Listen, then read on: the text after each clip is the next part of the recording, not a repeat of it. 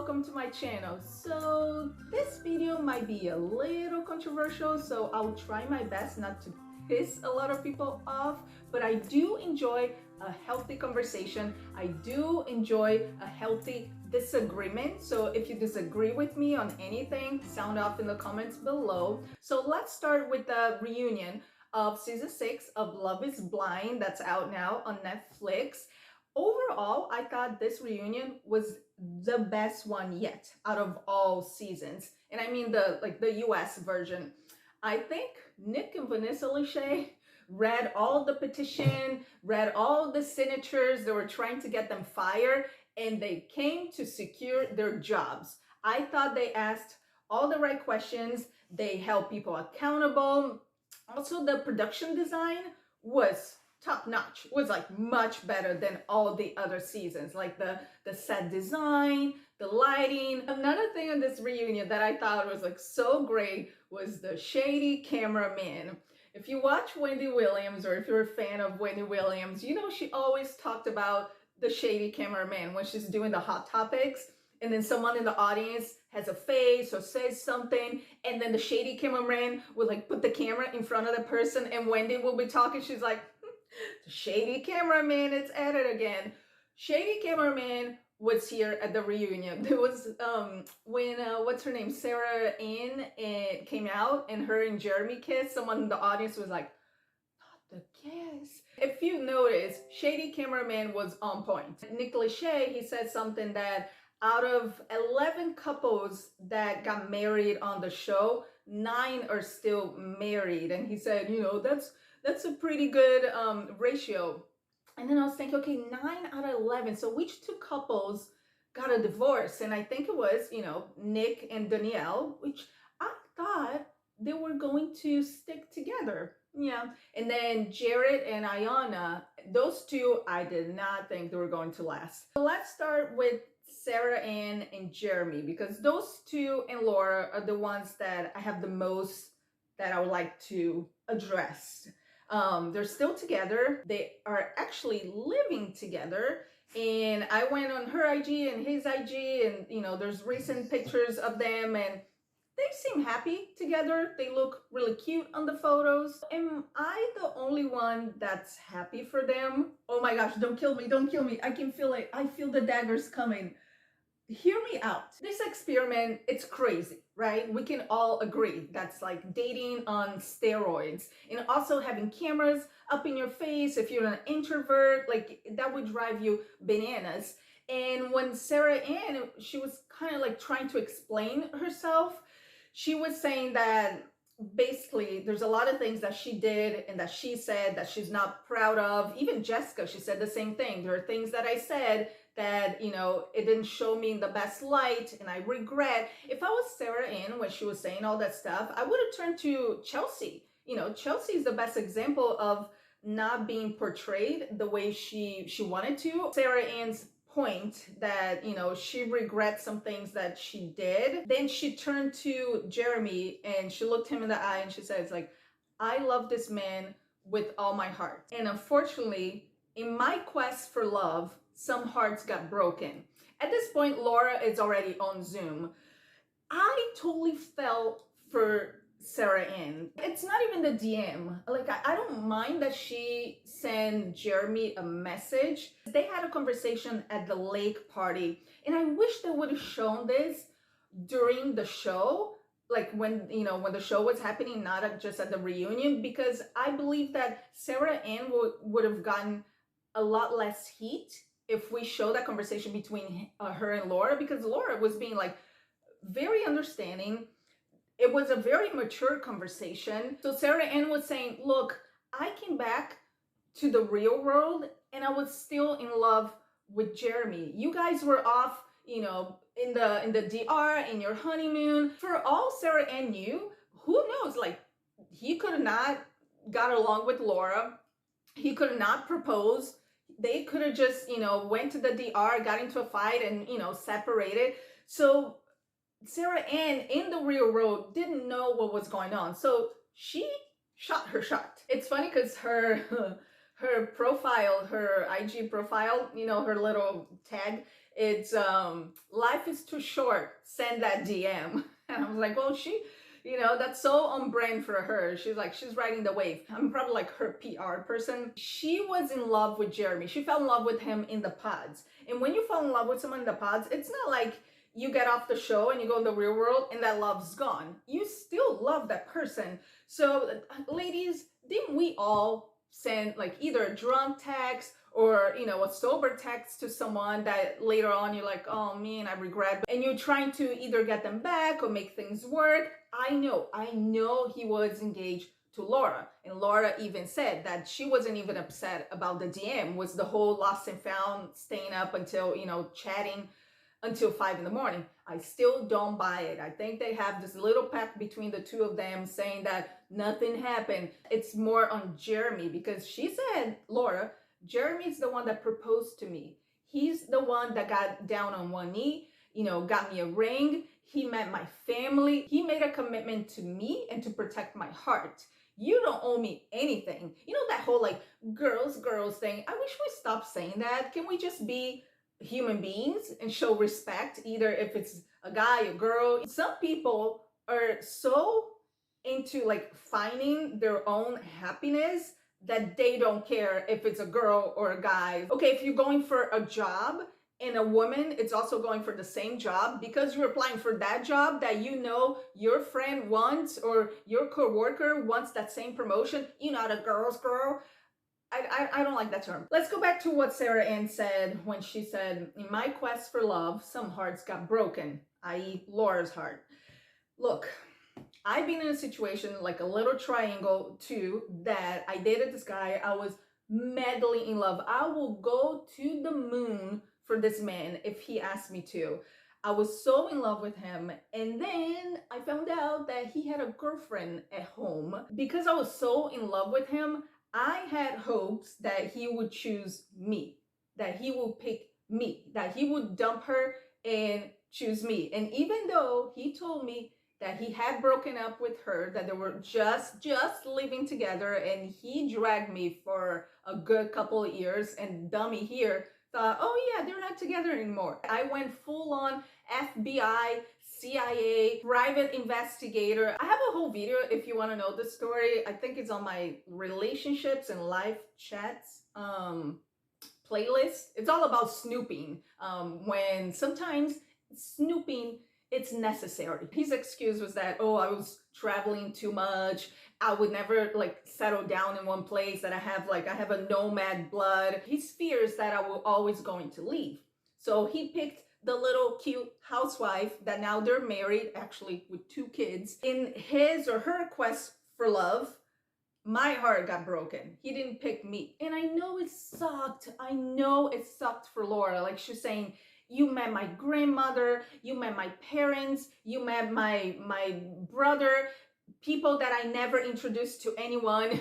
And then she said, you held my dog. She said it so dramatically that I was eating popcorn and I was like, not the dog. He held the dog. I know it sucked for Laura, but such as life. You got dumped. Like the other person picked someone else. I just wish things would have unfolded differently. I wish Jeremy, before meeting up with Sarah Ann, would have broken things off with Laura, or let her know, hey, I'm not, feeling, we're not vibing. Because Laura was always kind of mean to Jeremy. Let's admit that. Jeremy had such bad judgment in this whole situation. It could have gone differently. That conversation at the lake when Laura was telling Sarah Ann, saying, yeah, like, I just don't trust him. Be careful, girl. Just be careful. He's not who he seems. And I think she's saying all this stuff out of hurt, actually out of bitterness. Above hurt, I think Laura was bitter that Sarah Ann and Jeremy stayed together. She would feel differently if, her and Jeremy had broken up and then him and Sarah Ann went off, it didn't work out. It's all about perception too, right? Because to you, Laura, Jeremy might be a jerk, but to Sarah Ann, he might be a great guy. And on Jeremy's defense, I can't believe I'm saying this, they should pay me for their PR. I'm telling you. Sometimes on Love is Blind, you pick the wrong person. You propose to someone, you think you made a connection, and then once you go in the honeymoon and you live together, you realize, oh man, I'm not vibing with this person. I think I messed up. It happens. Zach and Blizz, well, Zach and Irina. Zach and Irina, he realized, and thank goodness he realized at the honeymoon, not after they were living together, that he messed up. Liz, met up with him. They connected, they fell in love, they got married, they're like one of the most successful, happiest couple in Love's Blind history. She's pregnant now. My point is that it does happen. People pick the wrong person, the pods, and they only realize it when they're like living with their fiancés. Jeremy and Laura, they weren't really a good match. We talked about this, about their banter between them. They were actually kind of like mean to each other, and at one point someone's feelings were going to get hurt. So am I team Sarah Ann or team Laura? I'm no one's team. Or in this case, I'm team both. I'm team women. I feel for Sarah Ann. I understand the feeling of wanting to fight tooth and nail for the man that you love. And I also understand Laura's feelings of being heartbroken, of exposing her life to the world and to Jeremy to just, get her heart broken. So I get it. But let's move on to Trevor. Ooh, Trevor. You think that in the pods, he knew how to say all the right things, but then he comes on the reunion, sits on the couch, and he's speechless. His face will be memes all over the internet. I can't wait to look him up and say and see all the memes. And when he's trying to speak and AD gives him the side eye, nah, say it with your chest. Don't get quiet now. Ariana Grande's song pop up in my head. Say the shit with your chest. Yes. So Nick and Vanessa call him out about the text messages that were sent back and forth between him and I forgot the bodybuilder girl. Was it Natalia? They popped up, poof, the text message. And it was popping up almost like it was catfish, one by one. Nick and Vanessa were reading like they were at an audition. Trevor's excuse was that he wasn't serious with this girl. They weren't official. And then Nick, good for you, Nick. I don't know what kind of program you and Vanessa went to, what kind of hosting classes or journalism crash course, but good for them, because Nick was you said that you loved her. You said that you wanted to marry her. You don't say that to someone that you're not official. And Trevor's it was toxic. She's toxic. I'm toxic. The whole thing was toxic. And I'm going to therapy. And then they called him out asking, hey, did you come on the show just to be a fitness influencer? And Nick said, he was addressing the audience and the camera saying please, don't come on the show if you have ulterior motives, if you have ill intentions, if you're looking for fame, don't come on the show. And I was okay, Nick, anyone can apply for the show, right? It's your job, not Nick and Vanessa, but it's Netflix and the producer's job to cast people. You guys need to do, what is that thing that you swift the flower? There's the flower and you swift. What's the name of that thing? I know in Portuguese, I can't remember in English. But you guys need to swift through all the people that are applying on the show for the wrong reasons. And at the end, when they were showing all the couples, they talked to Chelsea and Kwame. Chelsea's the one that always dresses in pink. So she said that she's a casting director now, or a casting producer. I am hopeful that they have someone that has been through this experiment and also found love and has a successful marriage with Kwame, that she knows which type of people to cast. Chelsea, come on, do the work. Do the good work for us. Trevor's damage control should have just been honesty. I'm putting my PR hat again. He should just be honest and say that, yeah, I did come on the show hoping to, become an influencer and start my fitness business and help my career. But then once I got into the pods and I caught feelings for Chelsea, I thought, wow, this really works, and I'm sorry. He did apologize to Chelsea, and he said, if you want any clarification or any closure, I can give it to you, off cameras. And Chelsea even said, she's like, I appreciate you, but I hope I never have to see or hear from Trevor again. Nick Vile, do not have this guy on your podcast, please. Moving on to Chelsea and Jimmy. I wish they gave them more time and dove deeper with them, because they were basically the main couple, but they spent too much time with the whole timeline and time lapse on that date between Jimmy and Jessica. I was like, guys, I don't, it's like he said, she said, bring the receipts. He said that in an interview that she walked out on the date within 10 minutes. And she's like, Jimmy, it was a good hour and a half. And he's like, no, I'll give you 45 minutes. And she's like, it was at least an hour. And he's like, well, it felt like 10 minutes to me. It was like that back and forth was such a waste of time. And then boom, Netflix comes out with the receipts and shows their date. And it was like 2 hours and 13 minutes. And then Jimmy said that, the whole secret that he wanted to keep off camera, that he slept with one of his best friends. He said that one of the girls still really pissed off about the whole thing. And I don't blame her. And I think Chelsea really got off the hook here, and I don't know why. Talk to her about her insecurities, about her drunk arguments, about her saying she didn't think Jimmy loved her. Did she really believe that? Brittany and Kenneth, world's greatest best friends. They talk every day, they FaceTime every day, but they didn't say why they really broke up. They addressed the fact that he was on the phone a lot. What was the point that you decide, like, this is not working? And the whole phone thing of him being on the phone and saying that it was all work, he's like, you guys know I'm a school principal, I care for my students, I care for the parents, I'm always there, I'm on the grounds, and for me to be away for that long, I had to, caught up with them. And I was like, I don't buy it. I don't buy it, because if you're a principal,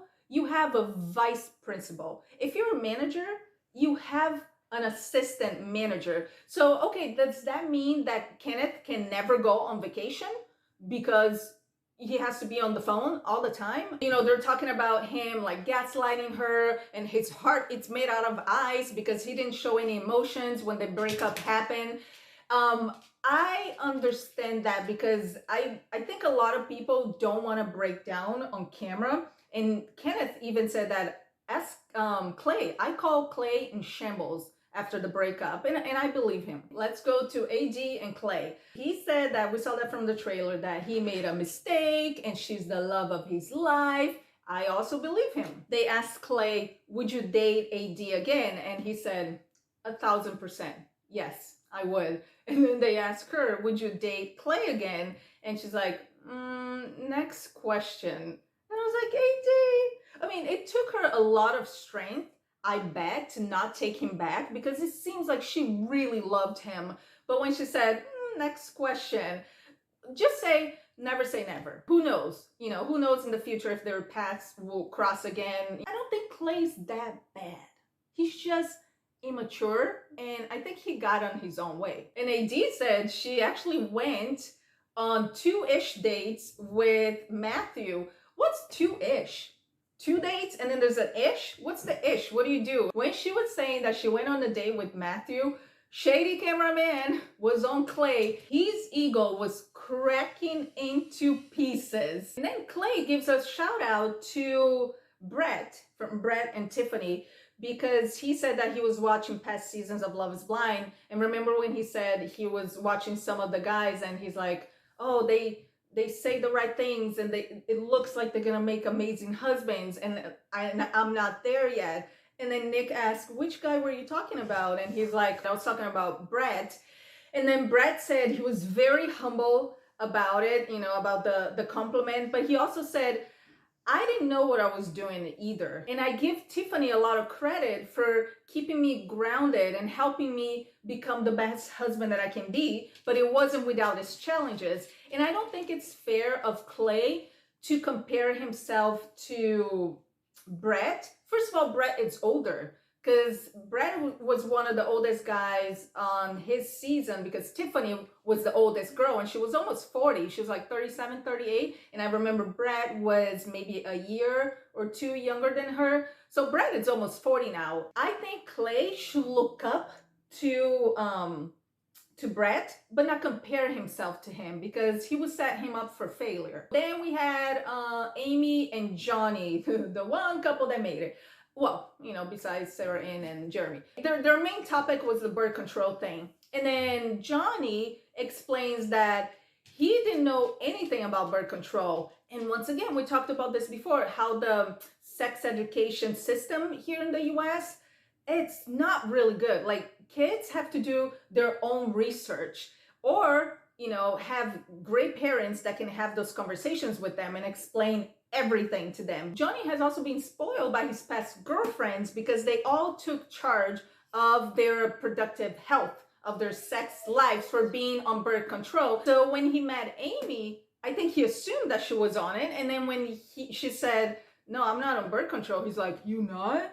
But I thought every woman was supposed to be in birth control. And she's like, no. You know, she said she had to educate him. And did you guys notice during this whole talk about birth control, Johnny turned bright red? It was nice to see who's still together and what they're up to with their lives. But we have Instagram for that. If we want to check out on our favorite past cast members, we can go on their Instagram. But a couple people was like, why are you here? Izzy and Micah, why? I know they're trying to promote Perfect Match. Got it. But I would much rather have either Lauren and Cameron. Where are they? Are they not in good terms with Netflix, or they're just waiting for that call that, hey, we want you guys to host? I much rather had Lydia and Milton instead of Izzy and Micah. Also Giannina, who I really like. Why was she there? She's with that Blake guy. Isn't he from The Bachelorette? It's like, Blake, why are you here? Go back to ABC. I don't know why Giannina was there. Just to announce her pregnancy? I did not need all the baby travel home buying updates. I much rather talk to the cast members from this season. Why not have a separate show like the Brazilian one, that they reunited everyone from all the seasons, everyone that was still together, and they did kind of like an after the altar. Just do a separate show with all the couples that are still married. Like the montage at the beginning of how all the couples that were in the audience, of how they met in the pods and their moments in the show and their weddings. I didn't need that. This is not Love is Blind 10th anniversary. I'm sure they brought the past cast members that are in successful marriages to prove that the experiment works. But on the other hand, you have like two people and one on stage here to promote another reality show, proving that people go on Love is Blind to also find fame. That was very contradictory. And speaking of After the Altar, I wonder if we're going to have one for this season, since we only have one couple married, because last season we only had Lydia and Milton and we didn't have an After the Altar. Did you like this reunion? Do you agree with me that that it was the best one yet? And also, are you team Sarah Ann or are you team Laura? Should I even ask? Don't hate me in the comments. I love you guys. Thank you so much for watching. If you like this video, make sure you hit the thumbs up, subscribe to the channel, and then I have a thanks button. If you want to hit the thanks button, that'll be great. Also hit the little bell, the notification button, so you don't miss any future videos, and I'll see you next time.